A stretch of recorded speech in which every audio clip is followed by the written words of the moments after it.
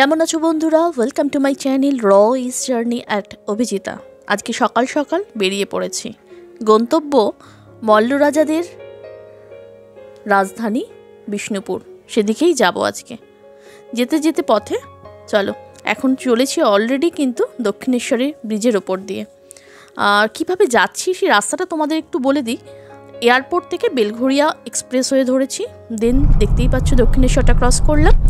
ডানকুনি মোড় থেকে left turn নিয়ে আরামবাগ তারকেশ্বর হয়ে আজকে আমরা পৌঁছে যাব ফার্স্ট যেটা, সেটা হচ্ছে জয়পুর জঙ্গল। তো জয়পুর জঙ্গল দিয়েই কিন্তু আমরা জানি, সবার পরিচিত জয়পুর জঙ্গল। সবচেয়ে কলকাতার কাছের জঙ্গল যদি বলতে হয় সেটা হচ্ছে জয়পুর জঙ্গল। তো সেখান হয়েই আমাদের ইচ্ছে আছে আজকে বিষ্ণুপুর যাব। তো বিষ্ণুপুরটা ঘুরে দেখবো এবং সাথে অবশ্যই তোমাদেরও দেখাবো। প্রচুর রাইডাররা আজকে চলছে দেখার সময়। দেখো এখানেও রয়েছে অনেক রাইডারদের হেলমেটগুলো রয়েছে। আমরা এখানে অর্ডার করেছি আলুর পরোটা। এখান থেকে আর 1 ঘন্টা মতো লাগবে বলছে।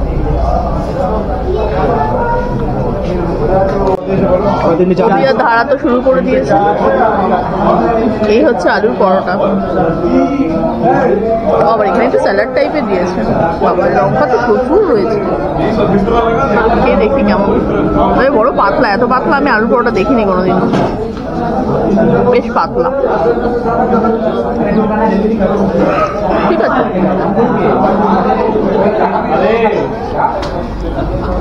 3টে আলুর পরোটা। আমি অবশ্য চা খাই না, ওরা চা খেলো। 90 রুপিস করে নিল।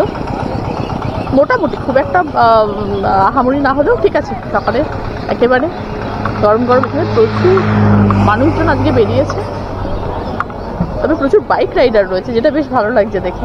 প্রচুর বাইক রাইডার রয়েছে। তো এখন চলো আমরা, আর এখান থেকে 1 ঘন্টা মতো লাগবে বলছে। চলো স্টার্ট দিই, গিয়ে তোমাদের সাথে দেখাচ্ছি। এই হচ্ছে প্রথম দর্শনীয় স্থান যেখানে আমরা উদ্দেশ্যে আজকে পাড়ি দিয়েছি কলকাতা থেকে, জয়পুর ফরেস্ট। দেখতেই পাচ্ছ ঢুকে পড়েছি। প্রচুর রাইডাররা রয়েছে, সেটা আমি আগেও বললাম। বেশ ভালো লাগছে। চলো ধীরে ধীরে। জয়পুর ফরেস্টটা আমার প্রথম দেখা। তো যাদের এখনও পর্যন্ত দেখা হয়ে গেছে তাদের কাছ থেকেও কমেন্ট চাইবো যে কেমন লাগছে তোমাদের আমার ভিডিওটা দেখতে, আর কীরকম মনে হচ্ছে জয়পুর ফরেস্টকে এখন। আর যাদের এখনও দেখা হয়নি তারা তো দেখতেই পাচ্ছ ক্যামেরার চোখে। অবশ্যই আমি বলবো কিন্তু যে জয়পুর ফরেস্ট অন্তত একবার টাচ করাই উচিত। বেশ ভালো লেগেছে জয়পুর ফরেস্ট। চলো আস্তে আস্তে এগোই। এখন আর মনে হচ্ছে না বেশি কিছু বলি, কারণ বেশ শান্ত শিষ্ট একটা ফরেস্টের মধ্যে দিয়ে যাওয়ার আনন্দ অনুভূতিটা একটা অন্যরকম।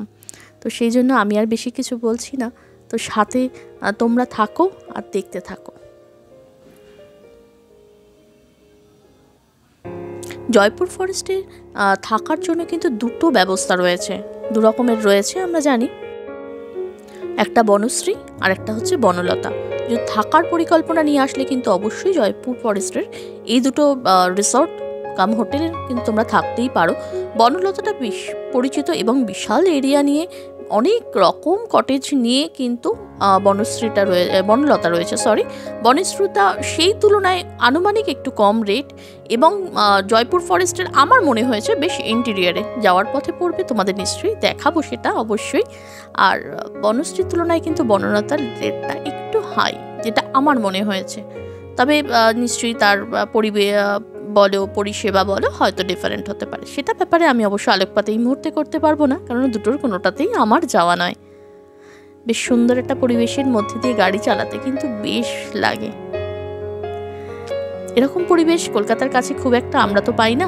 তো কাছাকাছির মধ্যে কিন্তু খুব ফাস্টই আমরা চলে এসেছি বলতে গেলে। 1/2 hour মতো শুধুমাত্র ব্রেকফাস্টের জন্য আমরা ওয়েট করেছি ওখানে, এবং তারপরেই কিন্তু আমরা রান করেছি।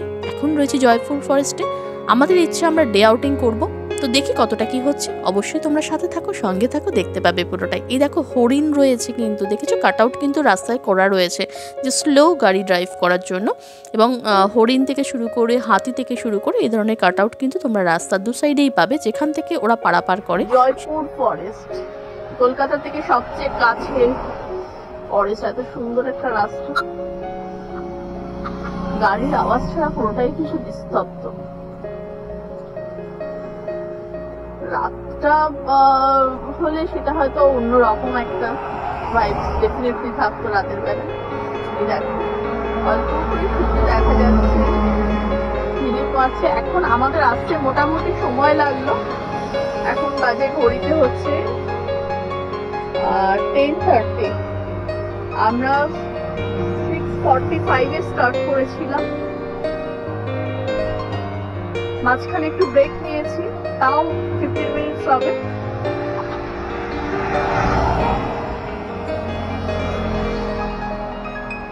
এই হচ্ছে জয়পুর ফরেস্ট। কলকাতা থেকে সবচেয়ে কাছে ফরেস্ট হচ্ছে জয়পুর ফরেস্ট। আমরা তো এদিক ওদিক সেদিক অনেক জায়গায় দৌড়াই ফরেস্ট দেখার জন্য।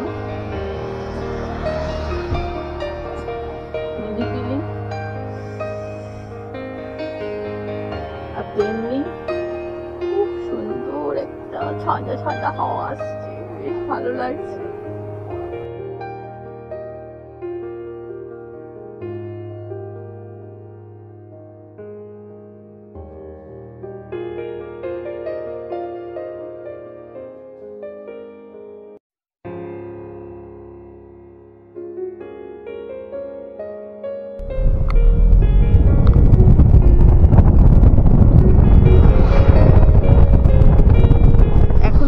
ড্রাইভ করছে ওই মাঝখানে, অবশ্য শুরুতে একদম শুরুতে একটু ছিল, তারপরে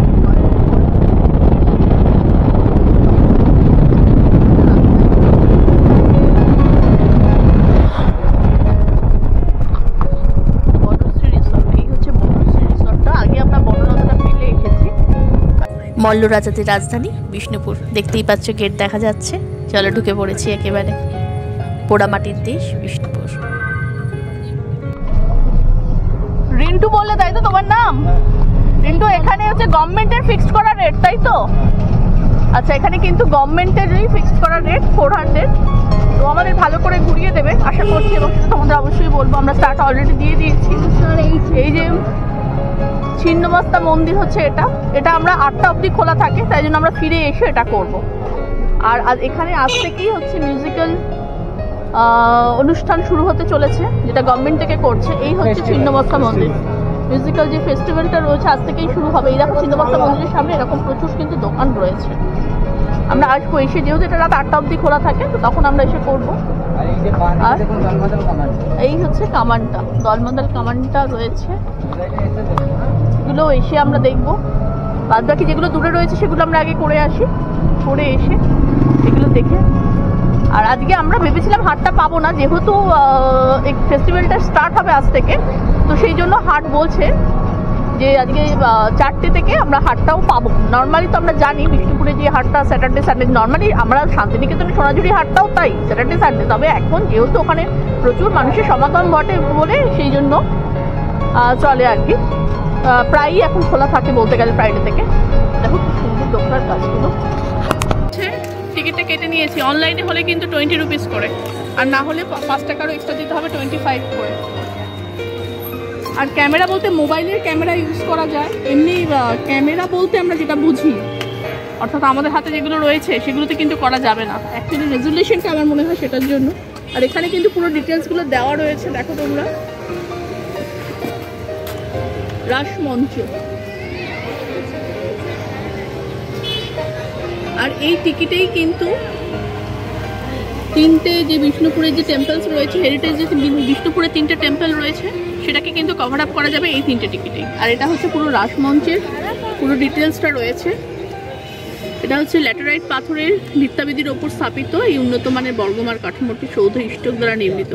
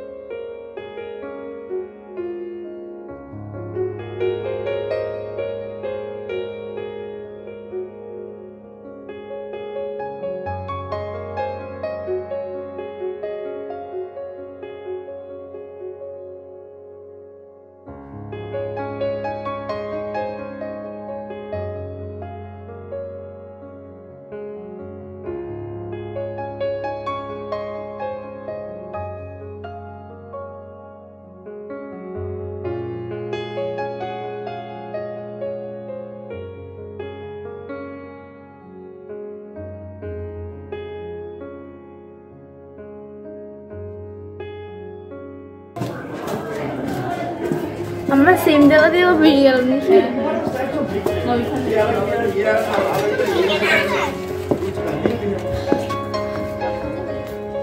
বিষ্ণুপুরে 3টে হেরিটেজের মধ্যে অলরেডি একটা হেরিটেজ আমরা দেখে ফেললাম, সেটা হচ্ছে রাসমঞ্চ, যেটা তোমরা এখনই দেখলে। তোমরা চাইলে কিন্তু গাইড নিতেই পারো, গাইড নিলে আরও ভালো করে বুঝতে পারবে। তো চলো আমরা এখন নেক্সটের দিকে যাব, কারণ এখন হাতে ঘড়িতে প্রায় 11:30 বাজে। মোটামুটি পুরোটাই কভার করবো আজকে আমরা বিষ্ণুপুর। তো চলো হাতে থাকো। চলে এসেছি আমরা শ্যামরাই মন্দিরে। রাসমঞ্চ ছেড়ে আমরা এখন শ্যামরাই মন্দিরে চলে এসেছি। এখানে কিন্তু ওই সেম টিকিটই, রাসমঞ্চে যে টিকিটটা আমরা কেটেছি সেই টিকিটটাই কিন্তু এখানেই ব্যবহার করা যাবে, রাসমঞ্চের টিকিটটা। আর এই হচ্ছে শ্যামরাই মন্দির। শ্যামরাই মন্দিরেও কিন্তু টিকিটটা একই ব্যবহৃত হবে, কিন্তু সেটা হচ্ছে এখানেও কিন্তু ভিডিও করা যাবে না। মোবাইলে তোমরা ভিডিও করতে পারো, ফটো তুলতে পারো, বাট গোপ্রোর মতো এই ধরনের সেট কিন্তু ইউজ করা যাবে না। চলো আমরা ধীরে সুস্থে দেখতে থাকি, সঙ্গে তোমাদেরও দেখো।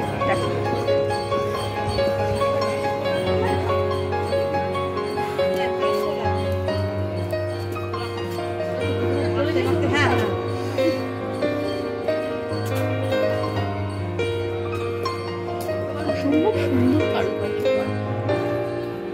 এখানে কিন্তু এই ওপরে ওঠা যাবে না, সেটা আমাদের বলেই দিয়েছে যে, এবং অবশ্যই রেলিং করে দেওয়া রয়েছে, উপরে কিন্তু উঠতে বারণ করে দেওয়া রয়েছে।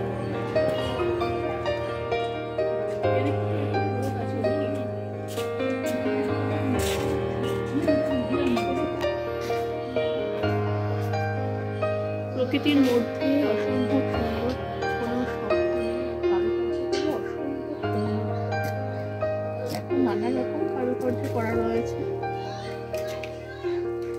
বিষ্ণুপুরের পোড়ামাটির কাজ আমরা সবাই জানি কতটা বিখ্যাত, এবং মন্দিরের গা ঘেঁষে যেন সেটাই আর বারবার বলে যাচ্ছে।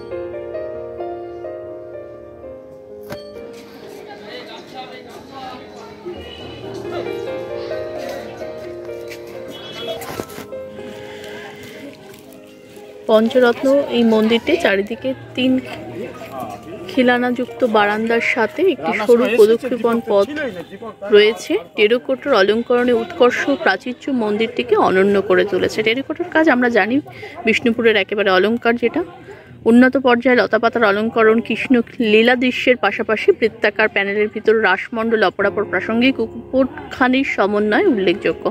এখানে এই যে রয়েছে আর কি এই মন্দির প্রাঙ্গণটি, সেটাতে যেগুলো রয়েছে আর কি কিসের কাজ রয়েছে সেটাই আর কি এখানে তুলে ধরেছে। টেরাকোটার কাজ যেমন রয়েছে, এবং কৃষ্ণ লীলার যে নানা রকম দৃশ্যগুলো, লতাপাতার দৃশ্যগুলো কিন্তু এই টেরাকোটার কাজের মধ্যে মন্দিরটিতে দেখো তুলে ধরেছে। আরও নিখুঁতভাবে হয়তো ধরা যেতে পারতো, কিন্তু এরা তো ক্যামেরা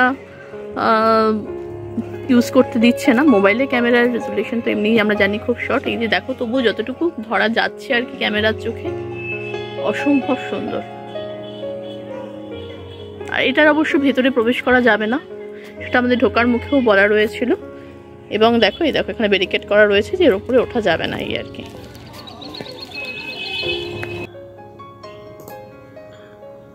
এটা কিন্তু একটা ডে আউটিং প্রোগ্রাম, তো যারা ভাবছো সকাল সকাল বেরিয়ে আবার রাতের মধ্যেই কিন্তু ফিরে আসতে হবে, তাদের জন্য কিন্তু অবশ্যই বলবো এটা প্রোগ্রামে তোমরা রাখতেই পারো। খুব সকালে কিন্তু যে আমরা স্টার্ট করেছি এমনটা নয়, ঘড়িতে তখন 7:45 হবে, তখন স্টার্ট করেছি। আর ঠিক রাত হওয়ার সম্মুখে, মানে ধরো ওই 9:30 পৌনে 10টা নাগাদ আমরা কিন্তু ব্যাক করে এসেছি। তো সেক্ষেত্রে অবশ্যই ওয়ান ডে আউটিং এর ক্ষেত্রে কিন্তু বিষ্ণুপুরকে রাখাই যেতে পারে। আর অবশ্যই আমি আরো একটা কথা বলি, সেটা হচ্ছে যে এটার সাথে কিন্তু আমাদের পরের যে ব্লগটা আসছে, আমরা কিন্তু একই ডেতে মুকুটমণিপুরও কিন্তু সাইটিং করেছি। সো একসাথে দুটো কিন্তু কভার আপ করা যেতে পারে। তো সেক্ষেত্রে আমি বলবো তোমরা কিন্তু যেটা পরে আসছে, আমাদের এর পরে যে ব্লগটা আসছে সেটাও কিন্তু অবশ্যই দেখো, কথা দিচ্ছি ভালো লাগবে। আর ডে আউটিং এর ক্ষেত্রে কিন্তু অবশ্যই এটাকে তোমরা প্রোগ্রামের মধ্যে লিস্টেড করতেই পারো। গুমঘর বলে, এই গুমঘরের কি হিস্ট্রি রয়েছে কি? বিষ্ণুপুরের যে রাজা ছিলেন না, হ্যাঁ, যখন কাউকে শাস্তি দিতেন, এখন আমাদের যেরকম শাস্তি দিলে আগে আমাদের এখন যেমন থানা পুলিশ আছে, আগে তো রাজাই যা বলতেন সেটাই সব। তো রাজাদের আমলে যখন শাস্তি দিতেন, ওর উপর থেকে ভিতরে ফেলে দিতেন, আর ভিতরে বল্লভ গাদা থাকতো। ওই ভিতরে গাদা দিয়ে মারা যেত, ওখানে ওই জন্য ওকে বলা হয় গুমঘর। আচ্ছা আচ্ছা, শুনতেই পারলে তোমাদের হিস্ট্রিটা বললো। ওপর থেকে ফেলে দেওয়া হতো। এখন যেমন আমাদের শাসন ব্যবস্থা, তখনকার শাসন ব্যবস্থা তো রাজাদের আমলে অন্যরকম ছিল, সেটাই বললো। ভেতরে বল্লভ থাকতো, ওপর থেকে ফেলে দেওয়া হতো, তো তারপরে যা হওয়ার সেটাই হতো আর কি। চলো গুমঘর দেখিয়ে নিয়েছি, চলো এবার আমরা এগোই। এই হচ্ছে এসে গেছি আমরা জোর বাংলোতে।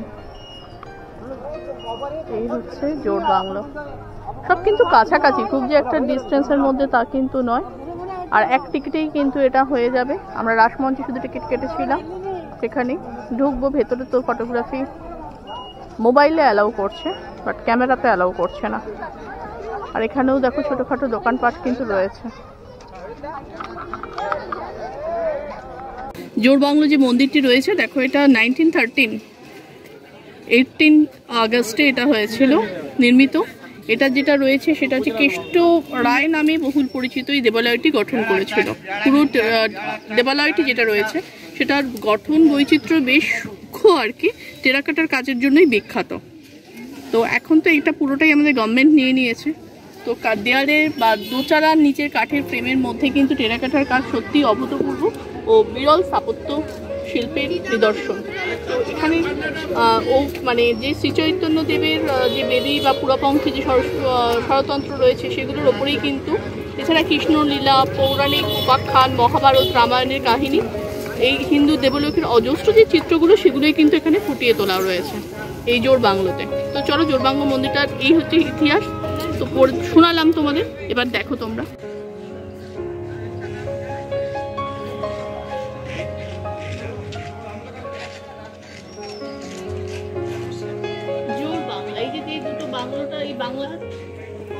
জোর বাংলা বলে, এই দেখো মাঝখানে দুটো জোড়া রয়েছে, এই জন্য জোর বাংলা বলে। এই দুটো ওর মধ্যে, মন্দিরের মধ্যে দেখো মাঝখানে জোড়া লাগানো রয়েছে ওপর দিকটা, সেই জন্য নাকি এটাকে জোর বাংলা বলে। এই হচ্ছে জোড়া লাগানো রয়েছে, সেই জন্য এটাকে জোড়া বাংলা বলে। অনেক জিনিস রয়েছে।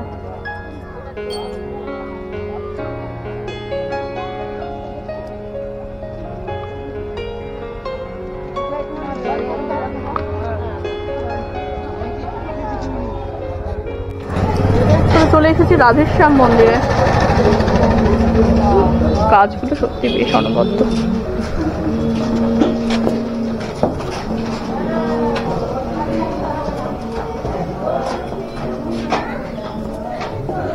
এই হচ্ছে রাধেশ্যাম মন্দির।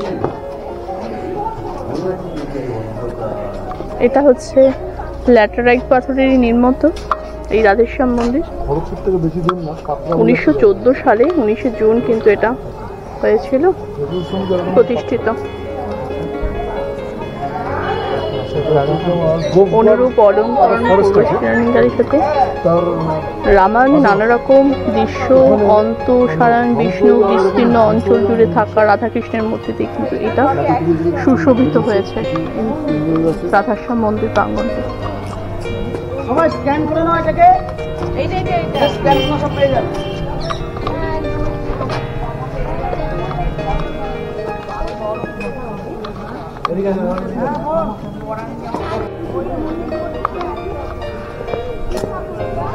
ভারতীয় পুরাতাত্ত্বিক সর্বেক্ষণ কলকাতা মণ্ডল দ্বারা কিন্তু এগুলোকে পুরোটাই কিন্তু আজকাল এদের আন্ডারে রয়েছে, যেই কারণে কিন্তু বলতেই হবে এই প্রত্যেকটা স্মৃতিসৌধ খুব সুন্দরভাবে কিন্তু রয়েছে। এই দেখো, যদিও এই মন্দিরগুলোতে এখন কিন্তু কোনো বিগ্রহ নেই।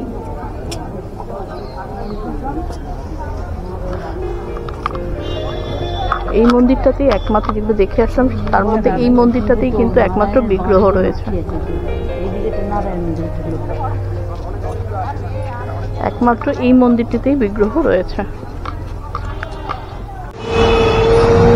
চলে এসেছি এবার মৃন্ময়ী মাতার মন্দিরে। হচ্ছে মৃন্ময়ী মাতার মন্দির।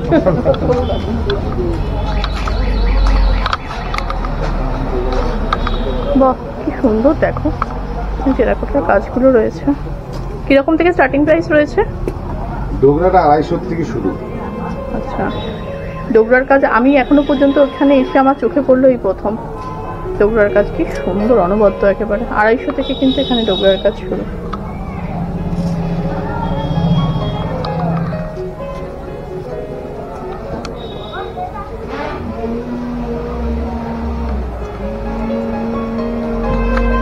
মন্দিরটা এখানে মন্দিরটা সম্পর্কে এই যে মা মিনময়ী মাতার মন্দিরটা দেখছেন না, 27 বছর পুরনো হয়ে গেছে আজ।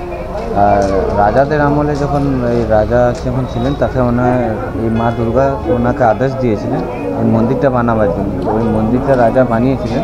টোটাল 1027 বছর পুরনো। তার পাশে দেখবেন একটা কামান আছে, গেটটা এন্ট্রি পথটা যেটা আছে গেট, ওই গেটের কাছে দেখুন একটা কামান আছে। দুর্গা পুজোয় অষ্টমীর যে খ্যান হয়, এই কামান না দাগা হলে পুজোটা হয় না। আচ্ছা আচ্ছা, ওকে ওকে, থ্যাংক ইউ। তাহলে আমরা এবার একটু কামানটাও দেখে আসি। এখানে কামান যেটা রয়েছে সেটা যতক্ষণ না দাগা হবে, অর্থাৎ মারা হবে আর কি, ততক্ষণ পর্যন্ত কিন্তু দুর্গাপুজো শুরু হবে না। এখনো পর্যন্ত এই রীতি রয়েছে। সেই কামানটা, এই হচ্ছে মন্দিরটা, মৃন্ময়ী মাতার মন্দির। সময় খোলার সময় সকাল 9টা থেকে, বন্ধের সময় রাত্র 8টা।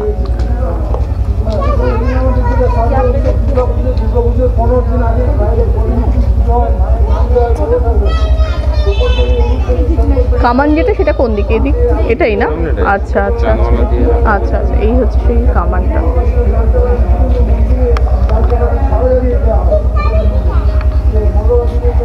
মন্দির প্রাঙ্গণটাও খুব সুন্দর, দেখো পুরো পঞ্চবটির মতো রয়েছে। মায়ের ফটো তোলা এখানে নিষেধ, সেই জন্য আর ফটো তুলতে পারলাম না। আর কামান তো তোমাদের আগেই দেখালাম। ভেতরে হচ্ছে মা পুজো চলছে এখানে ভেতরে।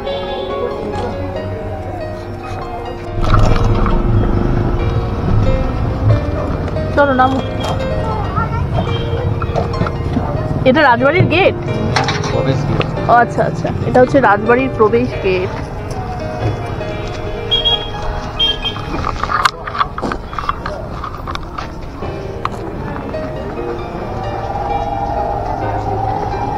এখানে কি করতে হবে না সেটা পুরোটা লেখা আছে।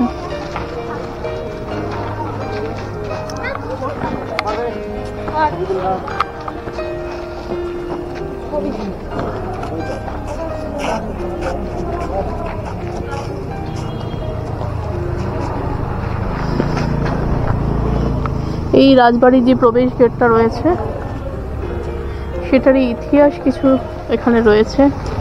পুরনো কেল্লা তোরান্দার, এটা হচ্ছে ল্যাটেরাইট পাথরে নির্মিত আর প্রাচীর সহ রণসজ্জিত দুর্গ শীর্ষ। উভয় দিকেই রয়েছে কক্ষসহ পথ, যা খুব সম্ভবত শহরে ঢোকার মুখে চেক পয়েন্ট হিসেবে এটা কিন্তু ব্যবহৃত হতো।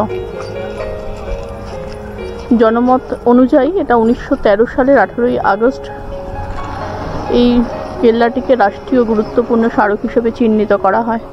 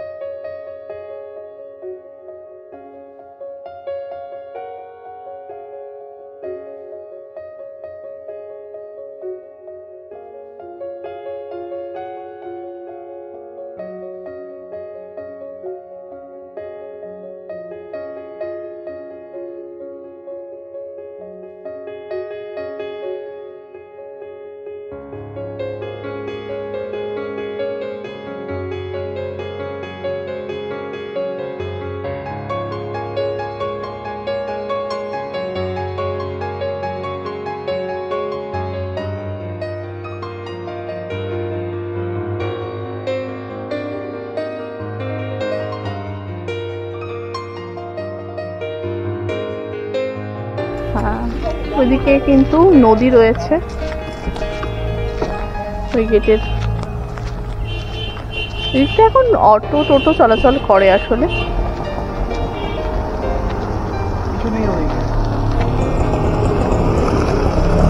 এইদিকে মানুষজন উঠে যাচ্ছে, কোথায় যাচ্ছে সেটা জানি না, চলেও আসছে, গেছিল চলে আসছে। তাদের কাছ থেকে একবার জিজ্ঞাসা করি তারা আসলে কোন দিকে গেছিল।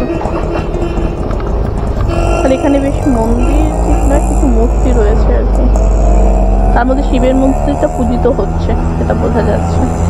হ্যাঁ, ওইদিকে যারা গেছিল তাদের কাছ থেকে শুনলাম ওখানে নদীর দিকে নদী ছিল, বাট এখন আর কিছু নেই, পুরোটাই শুকিয়ে কাঠ হয়ে গেছে। এই দিক দিয়েও যাচ্ছে,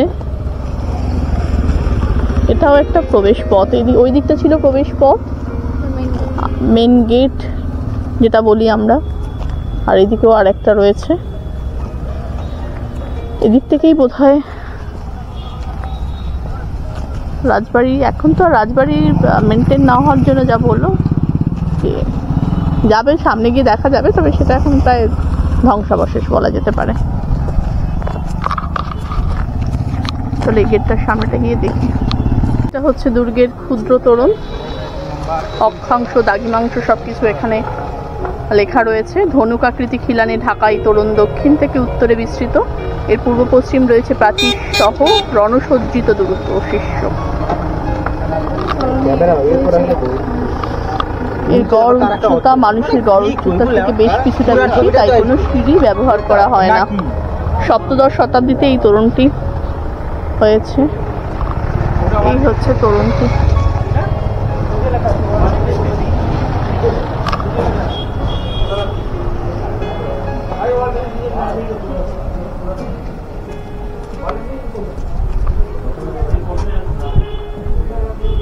সামনে একটা জলাশয় রয়েছে এখানেও।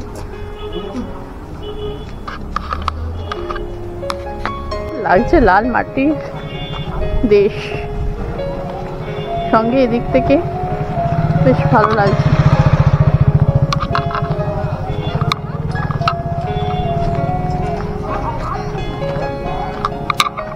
রাজবাড়ি গেট, রাজকীয় ব্যাপার স্যাপার আর কি। চলো, আমাদের এটা দেখা হয়ে গেছে, এবার আমরা বেরিয়ে যাব নেক্সটের দিকে।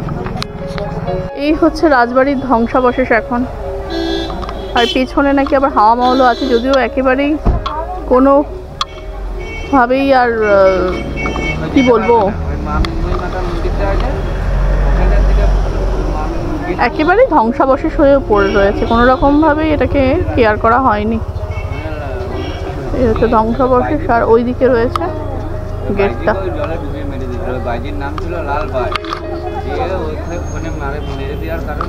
এটা কোথায় বলে জানো? লালবাগ আর সর্বমঙ্গলা মন্দির।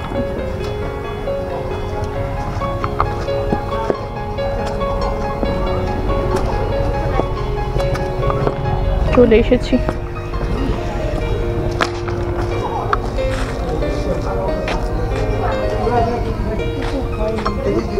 ঢুকিয়ে এর মধ্যে, ব্যাগের মধ্যে ঢুকিয়ে এর মধ্যে ঢুকিয়ে পকেটে আগে ঢুকে এটাকে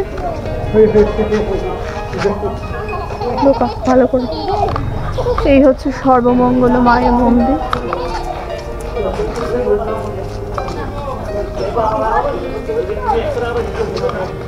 ওইখানে আবার কিছু দোকানপাট রয়েছে।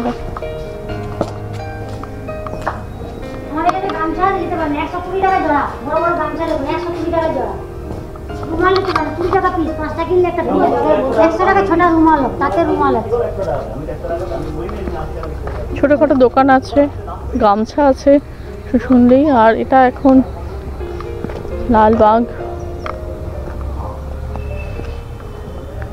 চলো, এটা প্রায় কাছে আমরা এসে গেছি। আর ওখানে মন্দিরটাতে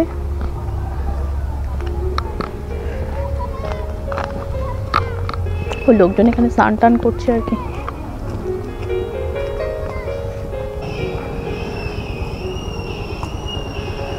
এই হচ্ছে লালবাগ।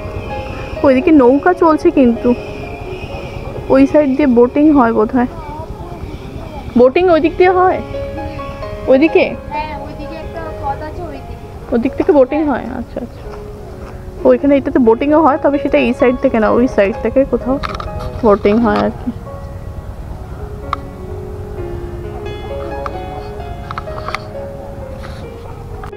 এই হচ্ছে মন্দিরটা, পুজো কিন্তু হয় কিন্তু এতগুলো গেট রয়েছে, সবকটাই বন্ধ। সেভাবে মায়ের মূর্তি দর্শন হচ্ছে না, যদিও খোলা রয়েছে গেটগুলো। এই হচ্ছে মন্দির প্রাঙ্গণ।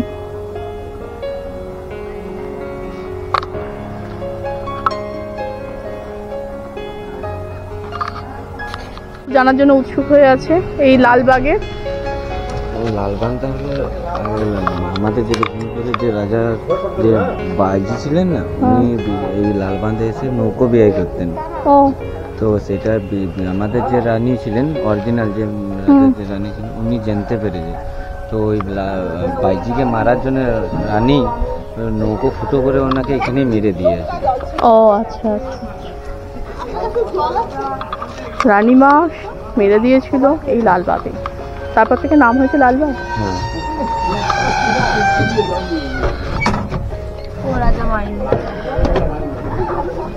আমাদের দেখা হয়ে গেছে, এবার আমরা বেরিয়ে যাব।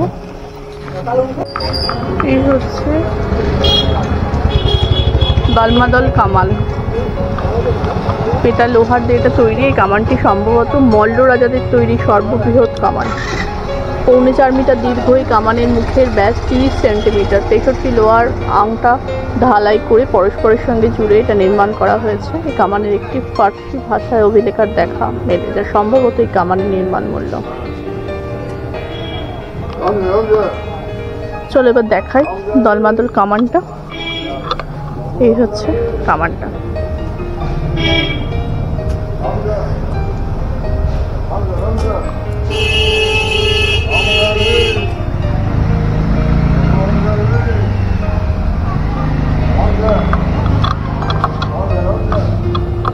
পুরোটাই ব্যারিকেড করে রাখা রয়েছে কামানটাকে।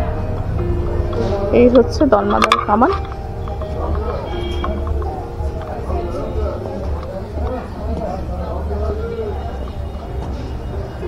এই হচ্ছে ব্যাক সাইড কামান। ছিন্নমস্তার মন্দিরে রয়েছে, ভেতরে প্রবেশ নিষেধ, ক্যামেরার তো সেই জন্য প্রবেশ করাতে পারলাম না। এই হচ্ছে মন্দির প্রাঙ্গণ।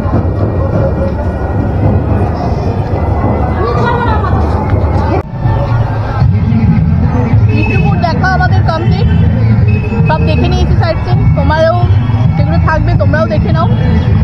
এখানে কিন্তু টোটো যে ভাড়াটা রয়েছে 400 টাকা করে, যদি বেশি চাই অবশ্যই কিন্তু তোমরা বার্গেনিং করবে। আমরা কিন্তু 400তেই ঘুরেছি। আর শনি রোববার এখানে হচ্ছে মেলা বসে, এই মেলার মাঠটাতেই রয়েছে, দেখে নাও। এই হচ্ছে মেলার মাঠটা রয়েছে। তো এখানে অবশ্য আজকেও শুক্রবার হলেও আজকে বসবে, যেহেতু সামনেই এখানে ফেস্টিভ্যালটা হচ্ছে, মিউজিক ফেস্টিভ্যাল হচ্ছে বলে, সেই জন্য আজ থেকেই শুরু হবে মিউজিক ফেস্টিভ্যাল। এই জন্য আজকেও বসবে, 3 দিন ধরে চলবে এখানে মেলা। তো যারা মনে করছো শীতকালে হচ্ছে আদর্শ সময় এখানে ঘোরবার জন্য, তো ফাটাফাট চলে এসো, দেখো। আর যদি ব্লগটা ভালো লেগে থাকে একটু সাপোর্ট করে দিও, লাইক কমেন্ট শেয়ার সাবস্ক্রাইব করে দিও, আমারও একটু ভালো লাগে। চলো দেখা হচ্ছে পরে একটা ব্লগে, ততক্ষণের জন্য